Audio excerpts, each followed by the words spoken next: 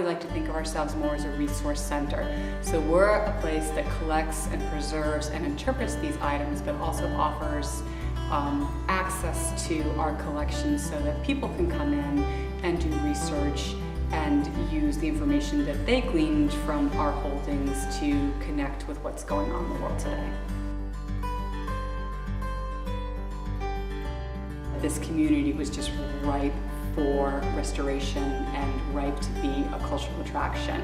At the same time, you get institutions, some that have been here all along, like the Newport Historical Society and other institutions that have been kind of quietly doing this work, who are now getting asked to provide information and resources to people who are becoming really excited about their history and preserving it.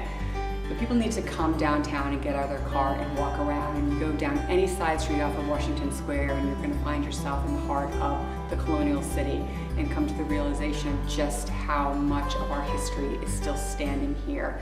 Walking around downtown Newport is like walking through an outdoor museum. Obviously people live and work here, but we are living and working in a predominantly 18th century city.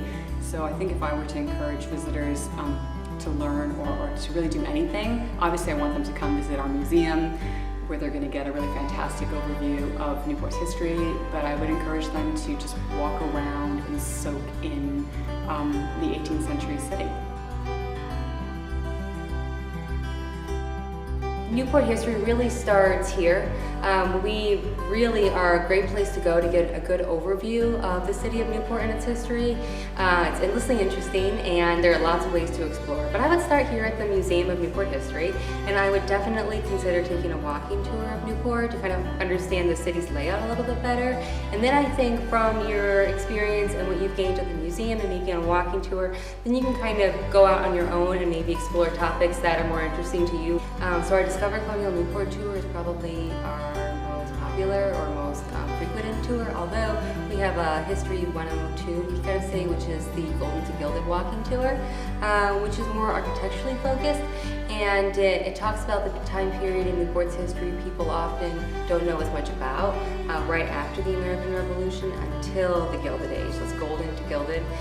Newport has so much history to offer. I think what makes Newport maybe a little bit different than some other cities is that other cities maybe tend to focus on a certain time period, whereas in Newport I really think, you could see 5 centuries of history in this city. I think the streetscapes are especially unique to Newport in the fact that for the most part, it's an 18th century town layout still. I think that if you were to talk to somebody from the 18th century who was here in Newport, if you plopped them down in the city today, they would still recognize where they are.